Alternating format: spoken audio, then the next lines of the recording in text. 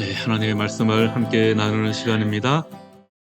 야곱은 형 에서와 아버지 이삭을 속여서 축복을 가로채고 외삼촌 라반의 집으로 도망을 갔습니다.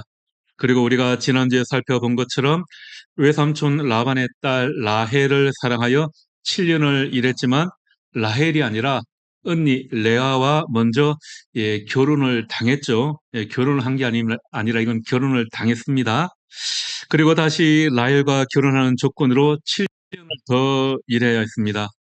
어떻게 보면 노동력을 착취당한 것 같아요. 그렇게 14년을 채우고 이제 고향으로 돌아가려고 하니까 라반은 야곱을 붙잡습니다. 이제 장인이 된 라반이 야곱을 가만히 보니까 너무 열심히 일을 잘 하는 겁니다. 그리고 그것 때문에 자기가 복을 받은 것 같아요. 가축도 많이 늘었습니다.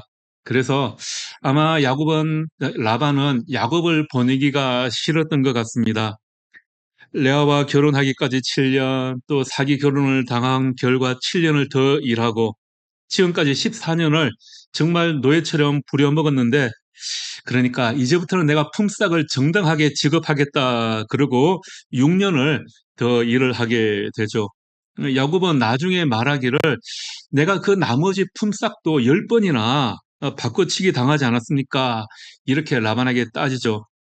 품삯을 제대로 받지 못하는 야곱이 그런데 또 누굽니까? 사람을 속이는 데는 재주가 있는 사람이잖아요. 야곱이라는 이름의 뜻 자체가 발 뒤꿈치를 잡는 자, 속이는 자, 그런 의미가 담겨 있습니다. 야곱과 라반은 그렇게 서로 속고 속이는 그런 관계가 이어졌습니다.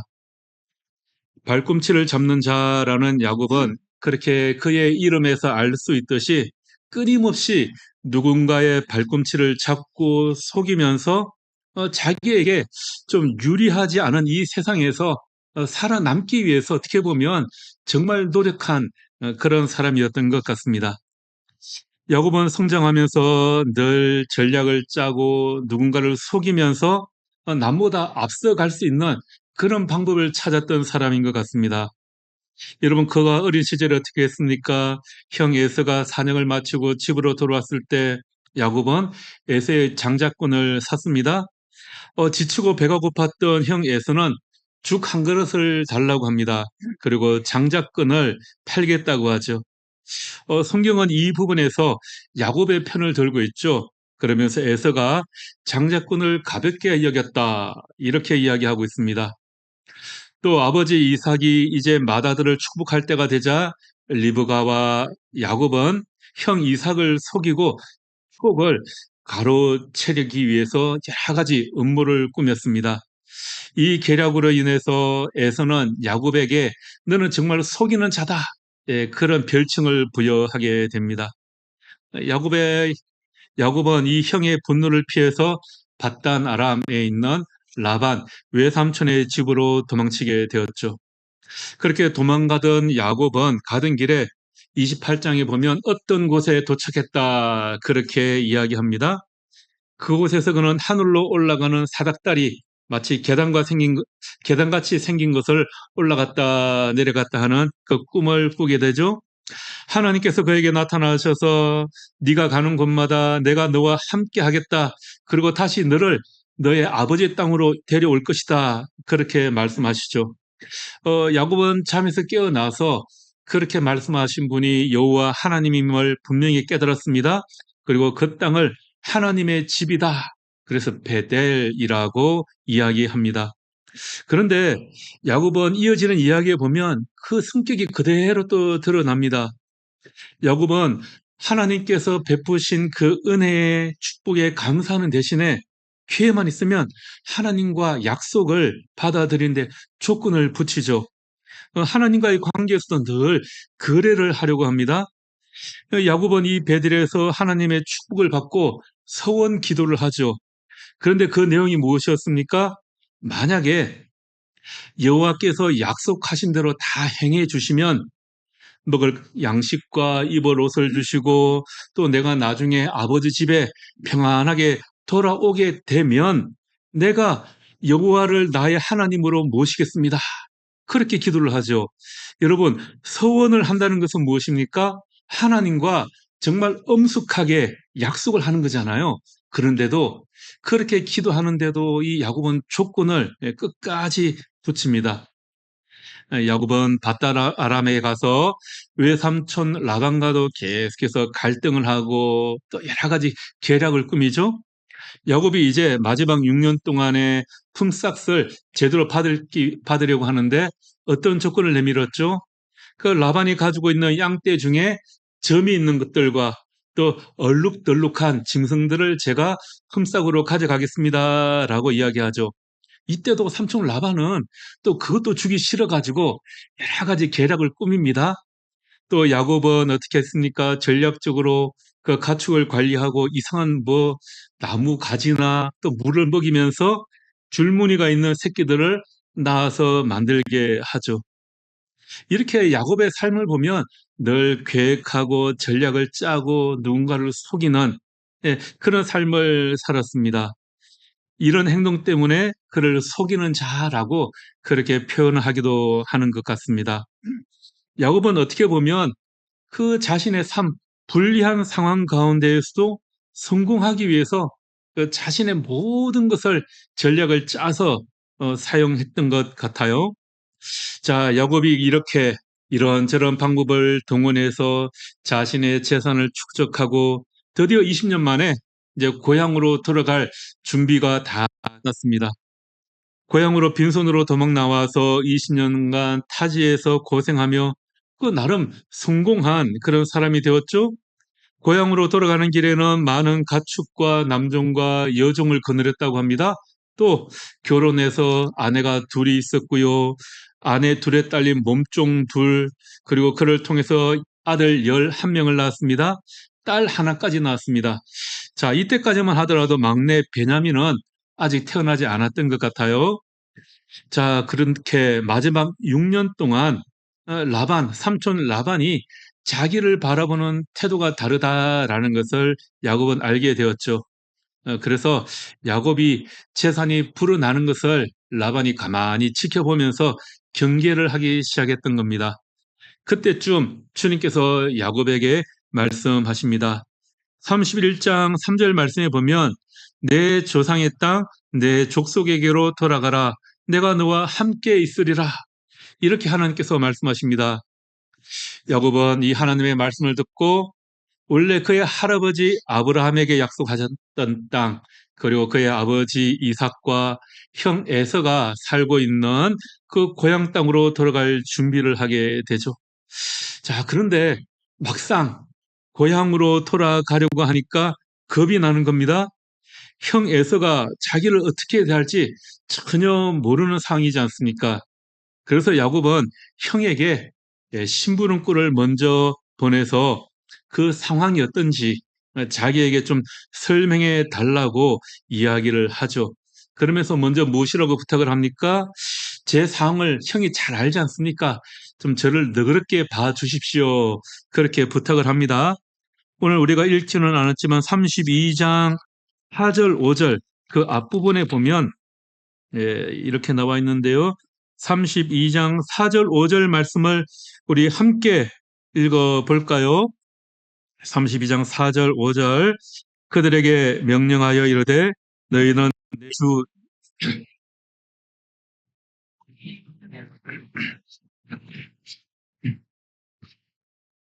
지금까지 머물러 있었사오며 내게 소와 나귀와 양떼와 노비가 있으므로 사람을 보내어 내 주께 알리고 내 주께 은혜 받기를 원하나이다 하라 했더니 예. 자, 여기에서 우리가 한 세 가지 정도를 생각해 볼 수 있을 것 같아요. 먼저 내가 라반과 함께 거류하고 있었다라고 합니다. 저는 그동안 외삼촌 집에 살고 있었습니다. 이 말은 뭡니까? 아니, 형님, 제가 형님을 피해서 도망가긴 했지만, 제가 라반 외삼촌 집에 살고 있는 거 다 계셨잖아요. 그러니까, 이제 좀 저를 받아 주십시오. 그렇게 이야기하는 거죠. 또, 두 번째로 보면, 내게 소와 나귀와 양떼와 노비가 있습니다. 저 이제 재산 많이 불렸습니다. 제가 형님 것을 무엇인가 빼앗으려고 지금은 가는 것이 아닙니다. 제가 예전처럼 형님이 가진 뭐 어떤 것들 빼앗기 위해서 가는 것이 아닙니다. 제가 형님을 속이기 위해 가는 것도 아닙니다. 그러니까 저를 좀 너그럽게 봐 주십시오. 그런 거죠. 세 번째로 또 뭐라고 합니까? 내 주께 알리고 내 주께 은혜 받기를 원하나이다. 예, 내 주께, 형님께, 뭡니까? 형님, 이미 20년 전 아닙니까? 이제 지난 일 다 잊고, 우리 좀 다시 잘 시작해 보죠. 그래도 우리 형제 아닙니까? 이런 말을 하고 있는 겁니다. 자, 야구부로서는 당연한 처신이었을 것 같아요. 그런데 먼저 보낸 심부름꾼으로부터 통해 들은 답변이 무엇입니까? 그 답변을 듣고 야곱은 안절부절하지 못합니다. 야곱이 온다는 소식을 들은 에서가 부하 400명을 이끌고 지금 야곱을 만나기 위해서 나오고 있다라는 겁니다. 자, 여러분, 20년 만에 내 동생 야곱을 드디어 만나는구나. 너무 보고 싶어. 내가 축하연을 펼칠 거야. 퍼레이드를 해줄 거야. 그런 마음으로 형 에서가 부하 400명을 지금 이끌고 야곱에게 가고 있는 걸까요? 야곱은 그 모습을 보면서 저 형이 분명히 나를 치러 오는 거야. 그 생각에 두려워졌습니다. 야곱은 이 소식을 듣고 너무나도 두렵고 걱정이 되어서 또 나름 치밀하게 준비를 하기 시작합니다. 앞에서도 말씀드렸듯이 이 야곱이라는 사람은 늘 계략을 세우고 계획을 잘 세우는 사람이었습니다. 야곱은 세 가지 전술을 준비하죠. 32장 그 앞부분에 나오는 내용들인데요. 첫 번째 전술은 진영을 나누는 겁니다. 그리고 두 번째는 기도를 하고요. 세 번째는 선물을 준비합니다. 첫 번째 야곱은 자기 진영을, 자기 무리를 두 개의 무리로 나누었습니다. 에서가 한 무리를 공격해 오면 다른 무리는 도망갈 수 있도록 그렇게 준비를 한 겁니다. 나름 전쟁 준비를 한 거죠. 종들은 또 5무리로 나누어서 먼저 보내고 자기와 가족들은 하룻밤을 거기서 더 보내고 다음 날이 되자 가족들 먼저 또 보내고 자기는 홀로 그 자리에 남아 있습니다. 그리고 그렇게 두 번째로 기도를 하죠. 야곱은 에서의 손에서 제발 저를 구해 주십시오. 그렇게 하나님께 기도합니다.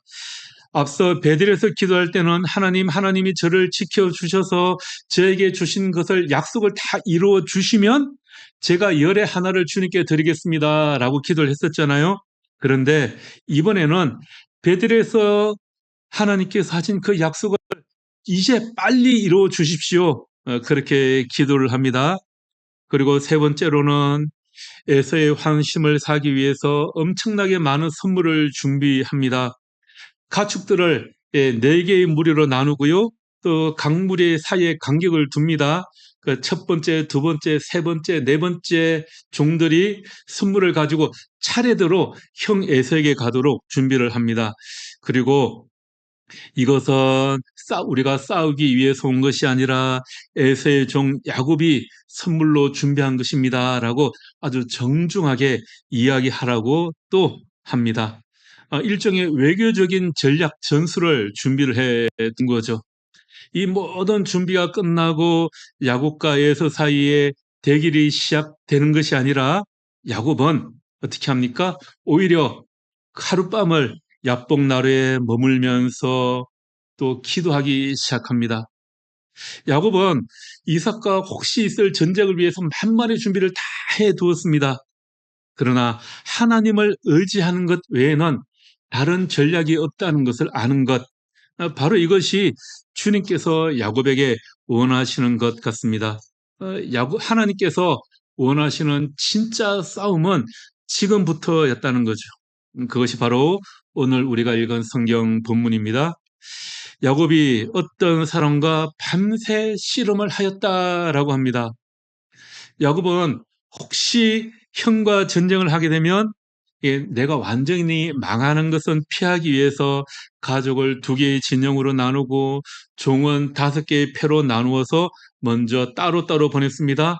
그리고 이제 야곱은 홀로 남아서 아마 필사적으로 기도하면서 마지막 전략 전술을 막 짜면서 혼자 보내려고 그렇게 준비를 했던 것 같아요. 혼자 조용히 보내려고 그랬는지 아니면 하나님께 간절히 기도하려고 했던 시간인지 모르겠는데 그때 어떤 낯선 사람이 나타나서 새벽까지 야곱과 씨름을 하며 무례하게도 그의 계획을 방해를 하게 됩니다. 야곱은 자기에게 싸움을 거는 사람이 누군지 모르고 열심히 싸웠어요. 그런데 이 이상한 씨름 중 어느 시점에 야곱은 지금 자신이 하나님과 씨름하고 있다라는 것을 깨닫게 되었습니다. 그리고 하나님께서 이 싸움을 끝날 때가 되었다라고 결정하시자 야곱의 엉덩이 뼈를 치시고 이제 그만 나를 놔두거라 그렇게 말씀하시죠. 그러자 야곱은 그 극심한 고통 속에서도 나에게 복을 빌어 주시지 않으면 제가 놔줄 수 없습니다. 이렇게 떼를 씁니다. 야곱의 이러한 반응에 하나님은 야곱을 축복하시죠. 32장 28절 말씀입니다. 자, 함께 읽어볼까요? 32장 28절. 그가 이르되 내 이름을 다시는 야곱이라 부를 것이 아니요 이는 내가 이겼습니다. 예. 야곱이 홀로 하나님과 및 사람들과 겨루어 이겼다라고 이야기합니다. 자, 여러분, 이때쯤 야곱의 나이가 몇 살쯤 되었을까요? 여러분, 야곱의 나이가 몇 살쯤 되었다라고 혹시 계산해 보신 적 있습니까? 예, 한 3, 40대 피 끓는 청춘? 아니면 몇 살쯤 되었을까요? 성경에 나오는 사건들을 대략 뭐라고 해야 될까요? 추론해 보면 이때 대략 97세쯤 되는 걸로 나와요. 예, 성경적으로 보면 그렇다라는 겁니다. 그러면 야곱이 라반의 집으로 도망갈 때 나이는 예, 대략 77세경 되겠죠. 외삼촌 집에서 20년 동안 있었으니까 그 나이에 라헬을 보고 첫눈에 반했다. 좀 이상하긴 하죠. 예, 성경을 문자적으로 그대로 다 받아들이면 예, 이렇게 되는 거고요. 그래서 우리가 이런 성경을 읽을 때 이런 나이보다 이 사건의 의미가 우리에게 주는 것이 무엇인가, 예, 그것을 생각해 보는 게 중요한 것 같습니다. 여러분, 나이가 많건 적건 사람이 육체적으로 천사에게 도전한다라는 것을 생각할 수 없는 일이죠. 야곱과 씨름한 존재가 그를 이길 수 없다고 말했다고 해서 야곱이 육체적인 싸움에서 진짜 천사와 하나님과 싸워서 이겼다. 그런 의미는 아닐 것 같습니다. 야곱은 그와 씨름하다가 엉덩이 뼈를 다쳤다고 합니다. 사실 보면 육체적인 싸움에서는 육체적으로는 싸움이 되지 않는 그런 싸움이었습니다. 그러니까 이것은 육체적인 씨름이 아니라 어떤 영적 씨름판에서 야곱이 자신의 무력함을 느꼈다라는 그런 의미로 우리가 좀 받아들일 수 있을 것 같아요. 하나님께서 야곱과 씨름하셨을 때 무엇을 하셨는지 이것이 중요하죠. 야곱은 에서와 만나는 것을 두려워하며 홀로 밤을 보내기 시작했습니다. 어쩌면 그는 두려움과 절망으로 가득 차 있었을 것입니다. 그래서 자기가 인간적으로 할 수 있는 모든 계략과 전략 전술을 다 짰을 겁니다. 그러나 그는 하나님의 축복과 새로운 믿음으로 그 밤을 끝내고 새로운 아침을 맞이하게 되었습니다. 믿음으로 하는 하나님과의 모든 씨름은 그 결과 우리를 평안으로 이끌어 주십니다.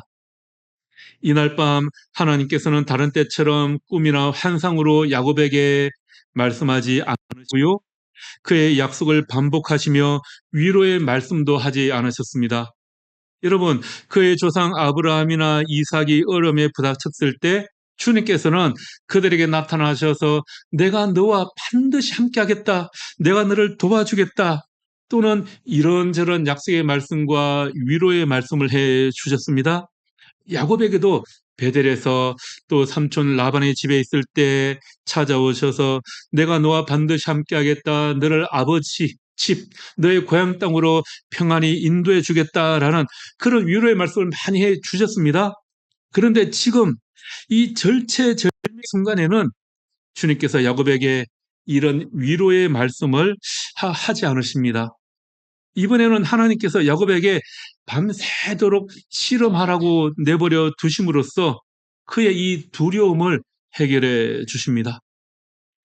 때때로 우리가 하나님의 위로를 원할 때 하나님께서는 우리가 예상하지 못한 방법, 심지어 우리가 원하지 않는 방법으로 우리를 위로해 주시는 것 같습니다.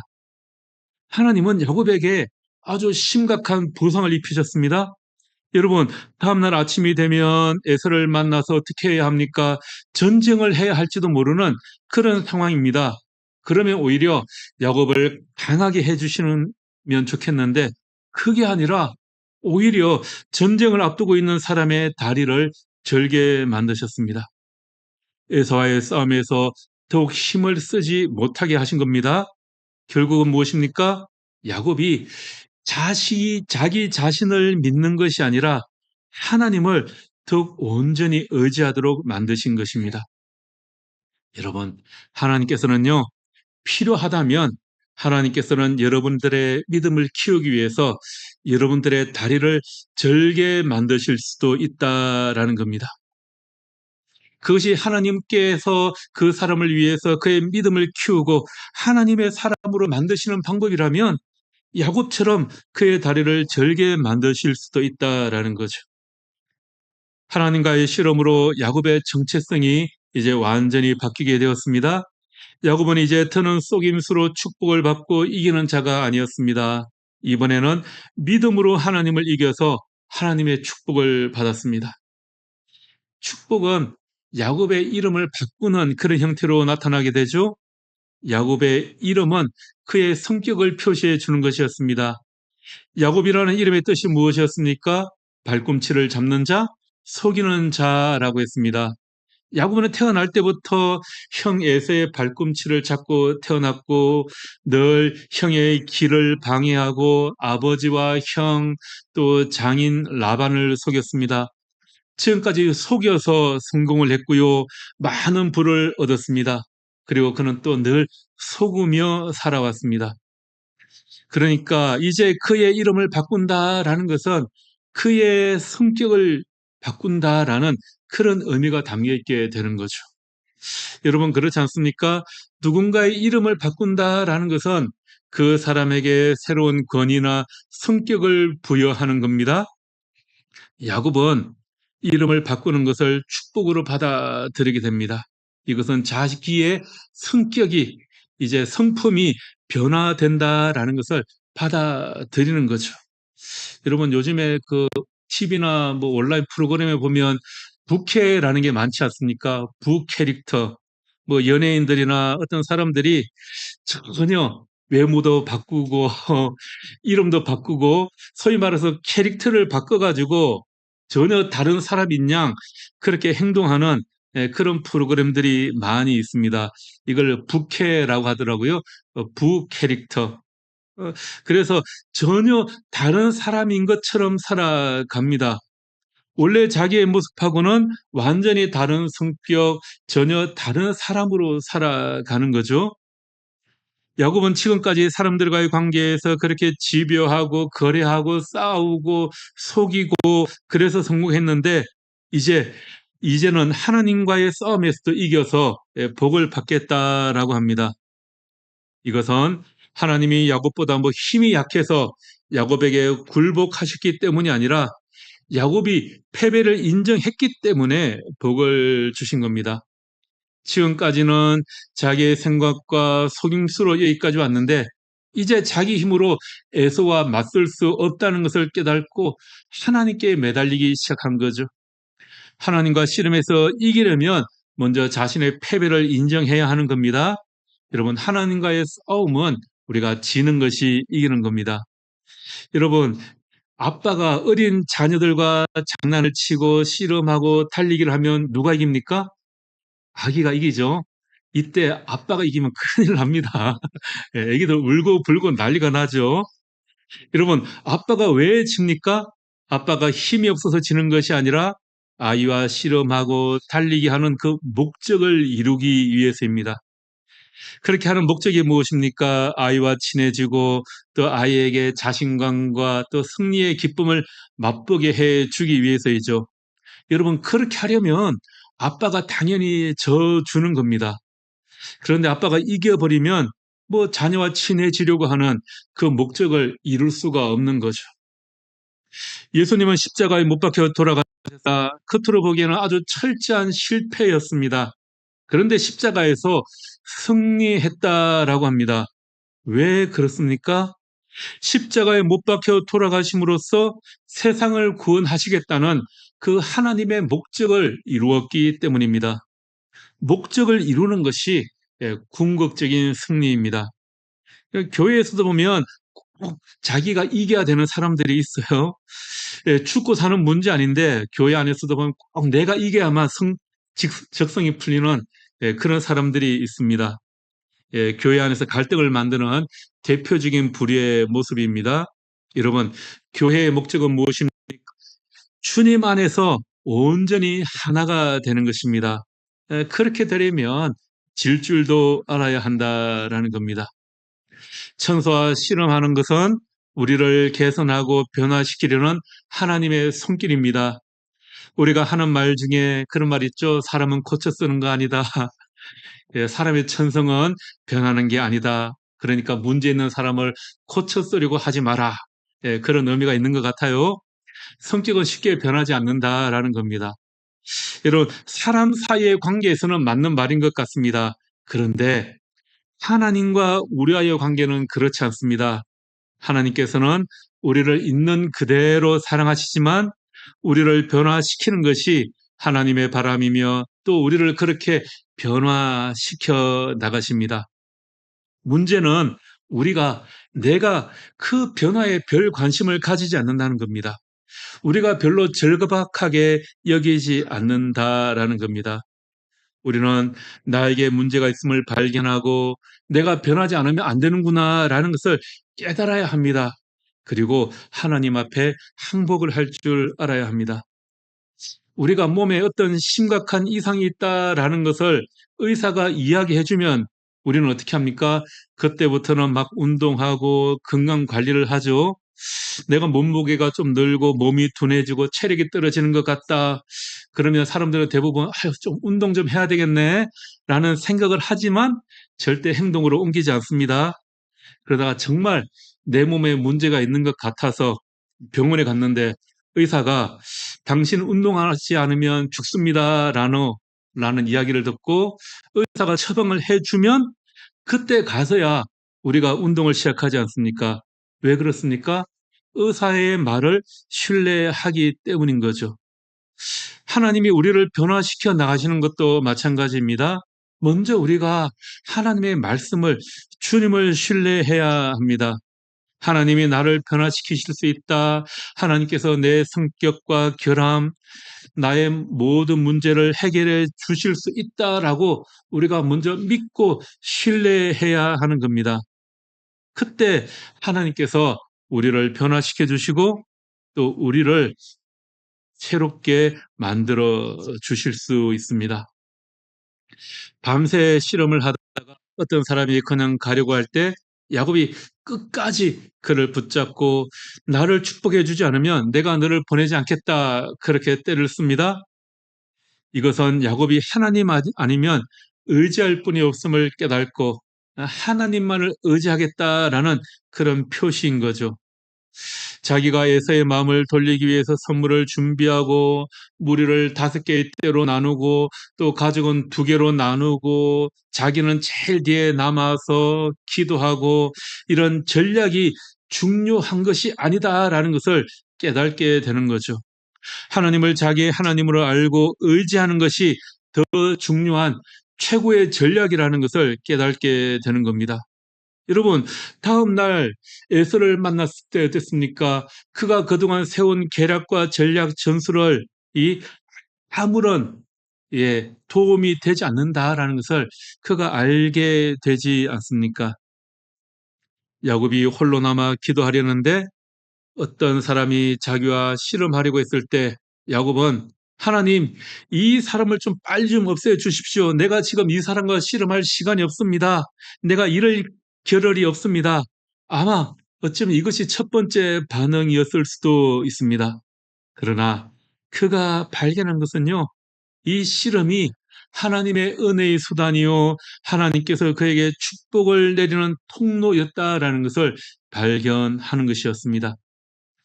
여러분, 지금 여러분에게 하나님께 정말로 필요하다고 구하는 것이 무엇입니까?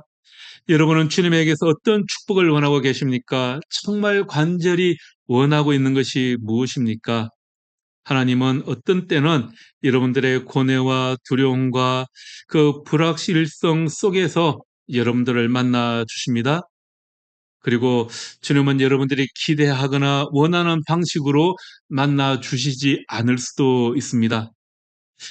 처음에는 여러분들이 원하지 않는 방법, 여러분들이 적으로 여기는 그런 모습으로 나타나셔서 여러분이 그 문제와 씨름하도록 그렇게 만드실 수도 있습니다. 그럴 때 야곱을 기억하시기 바랍니다. 주님과의 씨름에는 여러 가지 축복이 있습니다. 부드러운 위로의 말이 아닐 수도 있고요. 혼자만의 시간을 빼앗길 수도 있고 잠도 건강도 빼앗아 갈 때도 있습니다. 그러나 여러분들에게 정말 필요한 것은 하나님의 은혜요, 하나님의 축복입니다.